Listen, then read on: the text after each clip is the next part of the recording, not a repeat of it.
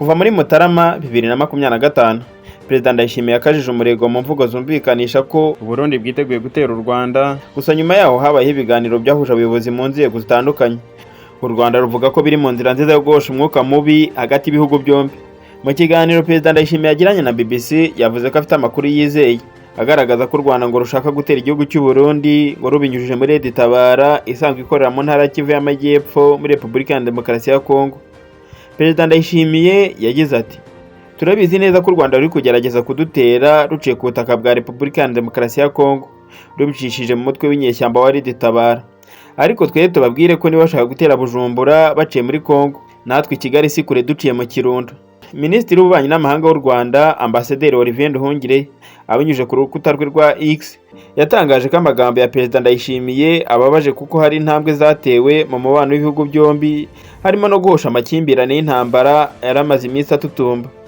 Ati: "Ibyo Perezida w'u Burundi Ndayishimiye yavuze birababaje cyane ko n'abayobozi bo ku rwego rw'ingabo n'ubutasi b'ibihugu byombi bari mu biganiro bemeranyije ko hakenewe guhosha intambara yaba iy'amagambo no mu rwego rwa gisirikare. Intumwa z'u Rwanda n'u Burundi mu rwego rw'igisirikare n'ubutasi zahuriye mu nama mu bihugu byombi inshuro zirenze ebyiri zirebera hamwe uko zakemura ibibangamiye umutekano ku mupaka. Inama iheruka yazihuje yabereye mu ntara ya Kirundo tariki ya 10 Werurwe 2025. Nduhungirehe yavuze ko aherutse kuganira na mugenzi we Minisitiri w'Ububanyi n'Amahanga w'u Burundi ubwo ari mu nama yahuje abaminisitiri ba EAC na SADC Harare ku ya 17 Werurwe 2025, kandi icyo kibazo tukaba twaracyumvaga mu murongo umwe. Yagize ati: "Gusa u Rwanda ruzakomeza umuhati warwo wo guharanira amahoro hagati y'u Rwanda n'u Burundi ndetse no mu karere k'ibiyaga bigari. Twizera ko hazaboneka amahoro, twizera ko hagenda haboneka agahenge n'amahoro mu bigenda bivugwa hakurya y'Akanyaru."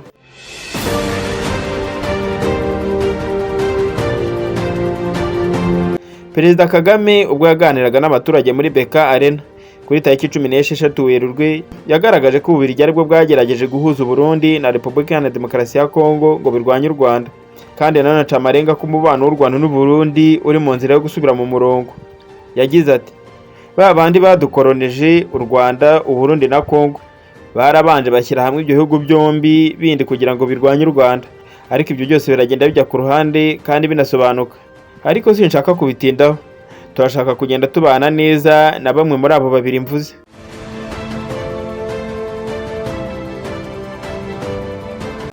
Perezida Ndayishimiye yakunze kumvikana avuga ko ikibazo gikomeye u Rwanda rufite n'u Burundi ari uko rutabushyikirije abo bavuga ko bagerageje gukuraho ubutegetsi bwa Pierre Nkurunziza muri Gicurasi 2015, nubwo rwasobanuye ko rudashobora kubohereza kubera ko ari impunzi zirengerwa n'amategeko mpuzamahanga. Kuva muri Mutarama 2024 Uburundi bwafunze imipaka yo ku butaka ibuhuza n'u Rwanda burushinja uruhare mu bitero byagabwe na Red Tabara, ariko rwo rubihakana kenshi rugaragaza ko ntaho ruhuriye n'uwo mutwe witwaje intwaro wa Red Tabara.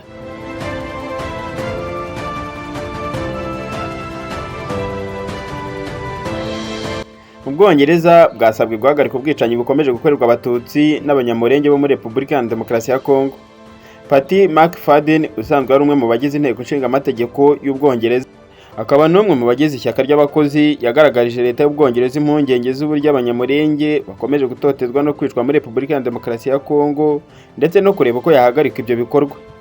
Iki ni ikibazo uyu nguyu uhagarariye igice cya Wolverhampton South East yagaragaje nyuma y'ikindi kibazo cyagaragajwe na Alex Kelly uhagarariye impunzi zigera ku 2300 z'abanyamurenge bahungiye mu Bwongereza. Mu ibaruwa McFadden yandikiye Minisitiri ushinzwe Afurika n'Ubwongereza Ray Edward Harry Collins yagaragaje ko Kelly yahangayikishijwe n'ibikorwa by'ubugizi bwa nabi n'ibihonyora uburenganzira bwa muntu bikomeje gukorerwa abanyamurenge n'abatutsi bo mu burasirazuba bwa Kongo. Yagize ati: "Kelly ahangayikishijwe bikomeye n'ibikorwa byo gutotezwa bikomeje gukorerwa abanyamurenge bakomeje no gukurwa mu byabo muri Repubulika ya Demokarasi ya Kongo ndetse bamwe bagafungirwa ubusa abandi bakicwa." Yakomeje agira ati: "Abarebera hafi ibibera muri Repubulika ya Demokarasi ya Kongo bagaragaza ko ari ibikorwa bigamije kurimbura ubwoko runaka." McFadden yagaragaje ko Kelly ashaka kumenya icyo Ubwongereza butekereza n'icyo buteganya gukora ngo buhagarike ubwicanyi bukomeje gukorerwa abaturage bo muri Kongo. Ati: "Kelly yifuza kumenya icyo Ubwongereza buri gukora mu kurengera abanyamurenge n'abatutsi bakomeje kugirirwa nabi n'icyo buri gukora ngo burwanye ibyaha byibasira inyoko muntu bikomeje gukorerwa mu burasirazuba bwa Repubulika ya Demokarasi ya Kongo." Impunzi z'abanyamulenge Kera yahagarariye zahawe ubuhungiro mu Bwongereza binyuze mu bufatanye bw'iki gihugu n'umuryango mpuzamahanga ushinzwe abimukira. Mark Faden yatabarije abanyekongo bari kwicwa n'abayobozi babo mu gihe intambara mu burasirazuba bwa Repubulika ya Demokarasi ya Kongo ikomeje. Iyi ntambara ikaba ihanganishije ihuriro rya AFC M23 n'indi mitwe yayiyunzeho irimo Twirwaneho irengera uburenganzira bw'abanyamulenge ihanganye n'ihuriro ry'ingabo za leta ya Kongo. Iryo huriro rya AFC M23 na Twirwaneho rigaragaza ko rirajwe inshinga no guharanira uburenganzira bw'abanyekongo by'umwihariko abo mu bwoko bw'abatutsi, kimwe no guhagarika ibikorwa byo kubica no kubagira nabi bikozwe n'ubutegetsi bwa Kinshasa bwagakwiriye kubarinda.